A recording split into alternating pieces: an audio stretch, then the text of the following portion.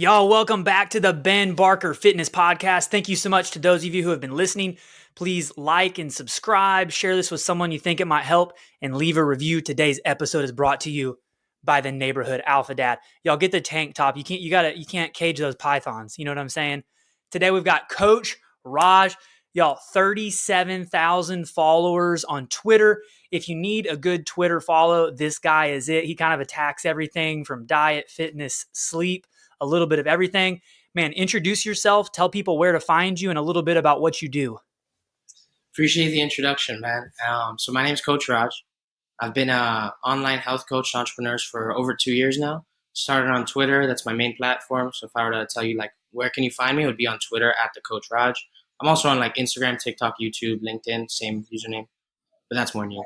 So yeah, the main thing, the main reason I got into online coaching, I feel like was a combination of two things. One is I didn't want to work a 9 to 5, and I knew that from a very young age. I knew that when I had my internships, I did other things that just wasn't for me, and I failed a bunch of businesses, was trying to make it work. So I knew I wanted to do some sort of business. And then secondly, so I played college tennis.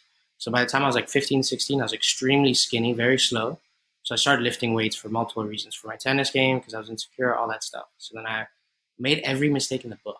I didn't skip legs, like nutrition was shit, this was bad, form was bad. So it took me like 4 or 5 years maybe 3 to 4 years to get the hang of it. So I feel like I went through a long trial and error phase. And then 5 years in, I started getting a lot of people asking me for like tips, just my friends. Like, hey, can you help me with this, help me with that? And I love doing it. I'd just do it, for free, design my own program, love talking about them. And I love seeing their not only physical transformation, but their mental transformation, right? Like my boys, I would see them transform and gain like 20% confidence, start walking, with more swag, speaking with more conviction. I was like, damn, this is cool. And then I helped my younger brother, who's 15 now, get absolutely shredded. He is like 9% body fat, can do like 15 pull-ups. He's an absolute beast. So I was okay. Yeah, he's a beast, man. So I was like, okay, I've helped my friends, I've helped my brother get in shape. Let me like try to put this into a real business. So the last business I failed was affiliate marketing on Twitter. So I grew to like 100 followers, made $20 in like 2-3 months, and I quit. I was like, this sucks, bro. This is like really like frustrating. But then I took a break, went back to it, rebranded as a fitness account, and no one really cared because obviously, you built 100 followers, you take a 4-month break, no one cares, right? Yeah. So it took a while to get it rolling, but then eventually, I feel like it started. You're just posting every day. I created some ebooks, created a newsletter, just trying to put out a lot of value, get my name out there. Then I hit 500 followers like 2 years ago, and I did this massive tweet. I was like, yo, appreciate you guys for 500 followers. Thank you so much. To thank you, I'm going to be training 3 people for free. Just like, retweet this, and then DM me your reason why. And I thought I was going to get like 20 applications, and I'd have to pick the best 3. There was exactly 3 people. Yeah, it's funny, man. Then I was like, okay, fuck it, we got 3. So out of those 3, one of them was like a 16-year-old kid who like stuck to the program maybe 60% of the time. And then after the free month was up, his mom didn't let him renew. One of them was like 45 and he didn't stick to it that well at all. He didn't renew. And then the middle guy was like 25, CPA, accountant. He was a beast and he became my first client. So after that first month, he already saw progress. So then it was no brainer for him to sign on. And this was $80 a month. And at this time, this was like the first client I've ever closed for my online coaching business 2 years ago, $80 a month in my college dorm room with like the laundry pushed to the side. I'm just in my room and I get that, close, get that sale and I yell, let's fucking go. I was so pumped, even though obviously $80 isn't a lot of money, but it was like, okay, this is possible. Like someone just paid me to coach online. Like imagine. And I think in a way where it's like, a lot of it's like delusional optimism, but a lot of it's like justified. So I'm like thinking, okay, I'm 21 at this point, right? 2 years ago. And first off, like I'm still like gonna continue progressing in my own lifting career and I'm gonna learn a lot more stuff, right? Over the next 10 years. So I thought that. 2, I was like, okay, if I grew to 500 followers in a couple months, just posting and figuring it out, imagine if I get a mentor, imagine if I, really dedicate myself to this, figure this out, I'll be able to do a lot. And then also I was thinking like, okay, as I get more case studies and client results, I'll be able to get more clients. I was thinking, okay, if I can sign one client with very limited resources, I could sign hundreds with more resources. Yeah. So that was like, all right, cool. So at that point, I was kind of bought in. It only took one client for me to believe that, I'd be here, or I'd, keep scaling. So that was the cool thing. and then just experimented with different niches, different offers, like worked with dads. Obviously, that wasn't something that stuck because I realized obviously there's a lack of relatability there. Yep. And, worked with, skinny fat people, Indian Americans, like all these different types of people. And then I kind of settled on the very basic niche of like high performing entrepreneurs. If it isn't broke, don't fix it. And I feel like Yep. those people are very fun to work with in the sense that they already have the discipline from building a business. They just need a plan, some guidance, some accountability. And two, it's like we can relate on a lot of things that, the entrepreneur has to relate to on a day to day. So I think since 100%. for sure. And since then, I was, trying to improve my service because my client success rate a year ago was only around 70%. Now it's over 90%. Let's So go. how do I like improve my service? Because I knew that that's the key of everything. Like happy clients, a good service, something that works. So then I started like diving into sleep. Like I was like, okay, like how can I differentiate myself from just the basic, training, nutrition, accountability? I was like, all right, let me add some sleep and performance, productivity stuff. So I bought an Oura ring, tracked my own sleep, try to figure that out, try to maximize my own sleep first, studied that. And then once I got confident, then I started, buying Oura rings for my clients and then help them do the same. And, I started off very basic. Now it's more advanced and now I'm seeing, pretty good results. And yeah, I feel like especially sleep's one of those things where it's very key for a high performing entrepreneur because it's very easy to just like work until late night and, sleeps for the week, have that mentality of just go, go, go. I think that catches up to you eventually. So 100%. sleep and making sure you're in a good routine, you're well rested, allows you to just do everything at a higher level. Allows you to focus at a higher level. Allows you to communicate at a higher level. Allows you to make better nutrition choices. Your workouts are better. So I feel like my clients who have seen the biggest improvement in sleep have also seen the biggest improvement in their body composition and how they feel and everything. So it's definitely like something that will stick. And before we started the podcast, I was like, "Hey, man, we got to hit record because you're saying a lot of good stuff." I think one of the best things that you said, one, have you tried like Whoop, or is the ring the best thing that you've tried? Have you tried all of them, and that's what you landed on was the ring? I'm not gonna lie, I have only tried the Oura ring. Yeah. I did the research, looked at the reviews, and I was like, okay, like the Oura ring just seems to be a little more legit. I'm sure like I've had people who have used the Whoop and say they love it. So it's Okay. definitely the Whoop's not good or anything. And Gotcha. probably the Oura ring just looked a little cooler. So I would agree 100%. And then before the podcast started, you were talking about, being young, you can do with a little bit less sleep, but that you 100, it's not necessarily that you have to have the sleep, but the fact that your workouts feel better and you just feel better in general. And you also make better dietary decisions. I heard something recently, I can't remember who it was, but it was something like, and I can't remember the exact statistic, but it was like when you were like tired, you're like whatever 5 times more likely to make a poor nutrition choice, right? Like if you're super fatigued, you're much more likely to like swing by McDonald's real quick than you are to like make a healthy meal at home. oh, 100%. I think I saw something similar where it was like the average sleep deprived American eats an extra 500 calories a day. And it makes sense for like two reasons, right? One for like the practical reasons that when you're tired, you don't want to do shit, right? Yeah, You want to cook. You don't want to clean. You just want something easy. So you're gonna Uber Eats. You're gonna drive in, get some, yep, eat out. So I think that is one thing, and so it's just like the convenience side of things. You don't feel like doing it, and then yep. second is the fact that when you're sleep deprived, your hunger hormone just spikes up. So it's like it's a biological thing as well. And I think the fact that people eat out a lot, order Uber Eats, that's something that I tackle a lot too. Is like because I have clients who don't even cook like at Yep. all and they still see great results, right? They'll do, 2 meals with a protein shake. Both meals will be high protein, minimal daily cardio, 15-minute walk, see some, uh, see progress in the gym, focus on their sleep, and they'll see great progress. So it's not just about, oh, are you cooking every meal? I think a lot of it's like, do you know how to go to a restaurant and order the best thing? Or do you know how Yeah. to order Uber Eats and like tell what's the best thing? So if I were to like sum up like how to make good choices when eating out, I'd say number one is focus on protein. So just look for the highest protein option you have that doesn't sound horrible. Should at least taste pretty good. And around 50% of your plate should be protein, right? Number two is like if you want to get even more protein, you'd aim for leaner protein sources, so something like a shrimp or chicken breast, right? And then three, just eating till you're 85% full. Like finish your protein first. You don't have to finish everything. If you leave a little bit, it's all good. I used to judge like restaurants by the not the quality of the food, but the quantity of the Yeah. food.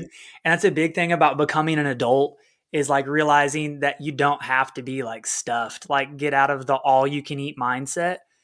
And like it doesn't matter if it's the biggest plate at all. And something Alex Hormozy, like I've liked about his content lately, is just talking about the fact that he could go to McDonald's, and you like order like an extra chicken breast on your grilled chicken sandwich, and like two chicken breasts there is whatever's like 60 or 70 grams of protein, and you don't eat the bread. And it's Yeah. like $6. Like it's so much, like in the 90s and stuff, it was a lot harder, but it's so easy now to get something decent almost anywhere. Oh, for sure. Hormozy's like a legend with that. His whole like philosophy is like because he talks about what he did during his come up time, right? Yep. So his was a very like extensive, very aggressive come up. Like he didn't really have much balance, and that's okay for him. Like he definitely puts in like 50% more hours than me. Like Yep. that's a fact, right? That's just him. He's built different. He's just a different kind of person. So his whole thing is like, don't cook, just save time by ordering in like Chipotle and chicken breast at McDonald's and protein shakes. And it's like, Yep. if you are in that sort of situation where it's tunnel vision, all grind, no time, then that's like the right approach. Yep. If you aren't in that position, then it's not necessary, but it's good to have as like a backup. So it's like 100%. baseline, like you never order a pizza because you could order, chicken breast at McDonald's or something else. Yep. And on that same token, it's like I love pizza, right? Like, and I'm sure you probably enjoy pizza every once in a while. It's one of those things like where if you're doing good, like 80% of the time, I live 20% of the time, man. I love some pizza, and I don't feel bad about it when I eat it because I know I was on point the rest of the week. Mm. No, 100%. I think there's two things, right? One's the whole 80-20 principle in terms of sustainability. So focus on the right things 80% of the time, give yourself more freedom 20% of the time, and you could stick to that forever, right? So that's one thing. And then the second thing is also if you have taken the time to build muscle, like you can get away with a lot more. So it's like if you were to do an 80-20, like a true 80-20 for like a month, you definitely maintain progress or make progress. Or if someone was like very new to their journey, they might not be able to see progress doing a true 80-20. It might have to be like a 90-10. You know Yep. what I mean? Because, the more muscle you have, the more calories you burn doing nothing. And Yep. some people who have very low muscle, either like overweight or skinny fat, it's like they don't burn any calories during the day, especially if they have a sedentary lifestyle. So for them to lose weight would be a lot harder. So I'd say like the two easiest ways to, eat more while still losing weight, if that is your goal, would be number one, to build muscle. So get in the gym 2-3 times a week, get stronger every week, focus on the key movements. And number two, just like focus on a daily high activity level or step count. So it doesn't Yep. have to be like something crazy like 10,000 steps. Even 6,000 steps a day is really good. And then like a hike on the weekend or like playing basketball twice a week. Yep. Huge. I was looking kind of through like your pinned tweet on your Twitter, and you said something like, I went to the gym like 1,237 times or something like that. So you don't have to. Mm. So like in your trying and failing, which I kind of had the same story as you, I was a skinny kid, and I was just like, I just didn't want to be skinny anymore. Right. So like, what did you find like in your journey of going from skinny to having like a really respectable amount of muscle mass? Like, what did you kind of find in that journey that like works? For sure, man. For sure. So I think number one, if I were to sound like, there's nutrition, there's training, there's sleep, right? At the end of the day, Yep. the consistency and habits. So I'd say with nutrition, really high protein intake, like that's key for no matter what goal you have, right? Fat loss, building muscle, body recomp, that's key. Number two would be like if you're like a hard gainer, so someone who's like tried to gain weight but like literally doesn't and Yep. has high metabolism or whatever, then you want to focus on carbs that are not filling. So pasta and rice and bread, they're going to be key, right? And then on the flip side, if you're trying to lose fat, then something like a baked potato would be really good. It's more filling, more satiating, less calories. And then in terms of training, I think recovery is really key. Like you don't want to be training 5-6 days a week, especially at the start. You can get amazing results training 2 to 3 times a week. And then if that's like very easy for you, you can do an optional fourth workout. And I think the best workout split for someone who's pretty new is either like a full body split or like a upper lower, something very simple where you're doing a lot of muscle groups per workout.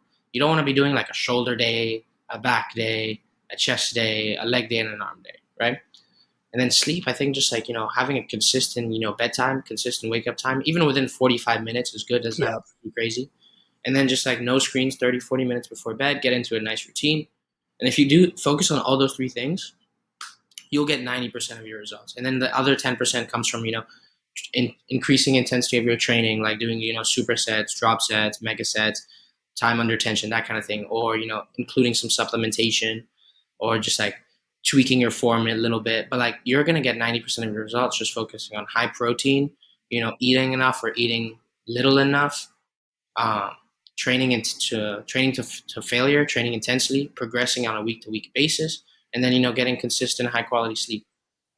Huge. And y'all, if you write down like any note from today, is probably my favorite thing he has said, is that training 2 to 3 days a week initially is enough. Like one of my biggest pet peeves, like everybody like Googles like Arnold Schwarzenegger's workout plan. And like, oh, Arnold was training 6 days a week, so I need to as well. Yeah, And then they don't look any different because they don't change anything else. And people typically fall off. If you start out like in January and you're like, I'm going to work out 6 days a week, and you do it for like 3 weeks and then you quit. I would rather you work out like 3 days a week consistently and do that for a year. of course, 100%, man. Because the thing is, like, number one, I think when you're training full body, like you can get away with 2, 3 times a week, right? Because you're Yep. using every muscle group multiple times. And then number two, it's like people overestimate volume, like how important it is, and they underestimate how important frequency and intensity is. So it's like you could do 2 full body workouts a week, going to failure on every set, or you could do 6 workouts a week where you're leaving 4 reps in the tank and training one muscle group at a time. You'll see way worse results training like that, right? And then also it's like recovery is important too, especially like at the start. Like you're not gonna be able to recover from 5 to 6 sessions. Like it's gonna actually make you weaker on your next sessions. Like the goal isn't to like demolish yourself, be exhausted, like torture yourself in the gym. It's to go in, get a little stronger, and get out, and do that Yep. twice a week for months. And I think the most important thing to remember too is when you're looking at bodybuilders programs where they're doing one muscle group per day, they're taking steroids. Um, and that's why they're able to do that. They demolish themselves, and then they have steroids, which help them recover faster and put on muscle. Like for guys who are not on steroids, we need the frequency of hitting the muscle group 2 to 3 times a week in order, like for muscle protein synthesis to happen. Exactly. And like I know exactly what you're talking about. So basically, like if you're a natural lifter, muscle protein synthesis is basically the process of making gains, if we were to simplify it. So it's like you train a muscle group. For the next 2 days, you'll be making gains. You'll be like, putting on micro, levels of muscle, recovering on a very micro level. But obviously, if you do that again, it adds up to big things, right? So as a natural, you get 2 days of gains per workout. As an enhanced lifter, someone on steroids or any sort of performance enhancing drugs, you can get over 7 days. So it's like you can just train that muscle group once and you're making progress from that muscle group for 7 days. And because like these steroids, these drugs help with recovery, they can absolutely smash a single muscle group and then be totally fine. As Yeah. opposed to a natural lifter, if you're doing a whole shoulder day, after a few sets of shoulders, like 10 minutes in, 15 minutes in, you're going to be like, I don't want to train shoulders anymore. They're fried, they're done, they're stimulated. So then the last half of your workout, you're either going to be going through the motions, you're going to be relying on pure willpower and still training like a beast, but then you're going to overtrain, or you're just going to kind of half-ass it and, not go that hard, waste time, skip a set, or, something like that. I got to touch on, and also, yeah, injuries, y'all, overtraining, injuries. And then if you're a normal guy and don't have access to all of like the recovery protocols of a professional, and then you can't hit the gym at all, it's just a horrible downward spiral. Bro, something I have to talk about that I think is fun that I just look at enjoy following you is like the kind of lifestyle that you're living. And it looks like you're traveling all over the place. I believe you said you're in Colombia right now. Yes, sir. Before this, you were in Mexico. I was a big part of my life was getting off the hamster wheel, right? Of just having like a normal job. I felt like I was like dying inside a little bit every day at a 9 to 5. And some people love the stability, and I get it. And there's nothing wrong with that. That's respectable. But for somebody that wants to kind of break out of like the normal like 9 to 5, like in your failures and winnings and stuff, like what have you learned that's helped you become successful and be a bit of a digital nomad? For sure, for sure. So I've had like internships. I've been a tennis coach before. I would do my teammates' homework for money, but I've never had like a legit 9 to 5, right? So I like started my business last semester of college, and by the time I graduated, I was making enough to cover expenses. So I never worked a real 9 to 5, but my plan was I didn't think I would be able to immediately go into coaching. And my plan was to get a sales job, work that for, 6, 8 months while building my business on the side. And as soon as that, reaches a 7, 8K a month, whatever, quit the job and then go all in on that. So I think that's a very like common path. But one thing is you also have to recognize timing plays a huge role. So it's like if you come across, the online business world at 16, and then from 16 to 18 you mess around with it, and then at 18 you see some results and you decide not to go to college, and by 19 you're already like crushing it, that's a huge advantage, right? But let's say you discover it at, 27, 35, 38. Obviously it's like still better to do it late than never, but you have to accept that you can't expect it to be easy. Like it's going to be Yeah. harder than people, and most people don't even make it. So you have to be ready to do 4 hours of work, 3 hours at least, 3 to 4 hours of work on your side hustle, on your online business, while working a 9 to 5. And that sounds horrible, especially if you're also, working out and doing stuff. It's no walk in the park. I never had to do that, so I can't fully relate. The only thing I had to relate to was being a college student, student athlete, while building my business, which is easier than Yep. working a 9 to 5, of course. So you really have to just set yourself like realistic expectations. And what I did is I told myself I'm going to tweet every day on Twitter for 6 months before I even give myself the option to quit. And I'm going to do 2, 3 hours of work a day for 6 months before I even give my option to quit. I think that's a key thing, like giving yourself like, okay, a bare minimum time of commitment before you assess whether it's like a legit thing or not, right? So I think that's one. Having realistic expectations, not expecting it to be easy, scheduling time in your day, either like waking up early, do an hour before work, or coming home in the evening and doing that time. And then also like committing for at least 3 to 6 months before making a decision on whether to proceed. Because it's not going to be easy. It's going to be uncertain. It's going to be difficult. There's going to be challenges you didn't expect. But the thing is, the lifestyle that you could live at the end of this, if you see it through, is so worth all the uncertainty and challenges. Because just think about like going 4 or 5 months of working a 9 to 5 and also building an online business. That's like the peak that you've ever demanded from yourself up to this point. That's the hardest thing you've ever done. But if you can stick that out for 3 to 6 months, you have the opportunity to go and work completely for yourself with complete freedom, work from anywhere in the world. You can go to Mexico and live in a villa for $3 a day if you want. And just do whatever you want with your time. So it's like if you look at that end goal, not in terms of just a monetary amount, not just I'll make 10K a month, but what is my day-to-day life going to be at this end goal, or like this first checkpoint, and what's my lifestyle going to look like? That should motivate you. That should motivate you during those times where you come home from work at 7 and you have to do 3 more hours of work and you're fucking fed up and pissed off at life, right? That's going to get you through that time. So just remind yourself of that lifestyle and not just like a monetary value or a numeric goal. Yeah, bro. But I think that's the fun thing. I like that you said that you may not relate to the 27-year-old or 30-year-old guy, who's having to do this with a 40-hour work week. But it's like everything that you said applies. Like, y'all listen, it's like people, you get all in like Gary V's like, oh, you got to post on Instagram and all this other stuff. And so you post for 3 weeks, you don't see any progress. You're like, Gary's wrong. It doesn't work. And you quit. And the Yeah. same thing with Twitter. He did it for 6 months every day. And it's the same thing with a workout program. You're like, I'm going to do this workout program, and you do it for 30 days and you don't see results. So you quit. Like it takes months and years, and you just got to put in that work consistently. And so that's beautiful, coming from a dude who maybe didn't have the same path as us, but the principles still apply nonetheless. Oh, for sure. And I've also like seen people do like follow that path and they kind of say similar things and have similar beliefs. I think a lot of it is just like the beliefs you have, right? Because they determine the actions you take. And a lot of those beliefs can come internally, but a lot of them come externally. So if you see people, if everyone you've ever met in your whole life has worked a 9 to 5 for their whole life and is, just a really, I don't want to say depressed, but just like not happy with life, if that's all you've seen, then that's kind of that's going to be what you expect, Yeah. right? But if you have like a grandpa or a friend or a cousin who started his own business, was the black sheep of the family for a while, but then became successful, and you've seen that happen in your like real time, you're gonna be like, "Yo, I can do that. That's cool. He's done it. He's not special."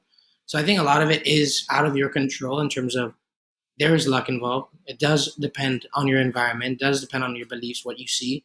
But that being said, any single person has the ability to achieve the lifestyle or succeed in online business. It's just easier for some than others. Yeah, and some people don't have the right influence. Like you said, you may not have the uncle that did their own thing, but that's what I like about Twitter. Yeah. That's the cool thing about Twitter. Like if you don't have somebody in your own like real life, like get on Twitter and get in the right circles, and you're going to see like dudes who are 40 who are absolutely shredded and jacked, who aren't making excuses about, oh, I can't eat what my family's eating. It makes it so difficult. They're getting the job done. Or guys who are 23 in Colombia right now, like doing their thing. And I think that's the beauty of it. And earlier you touched on it, and do you follow Money Mitch on Twitter? Yeah. So super dope dude. And he said, he was talking about, I asked him what was the biggest thing somebody could make, like financial change. Like, do they invest? Like, what do they do? And he said to invest in a mentor. And he said, it seems counterintuitive for a financial planner to say that your first investment should be in a mentor and not in like S&P 500 or something like that. Did you get a mentor earlier on?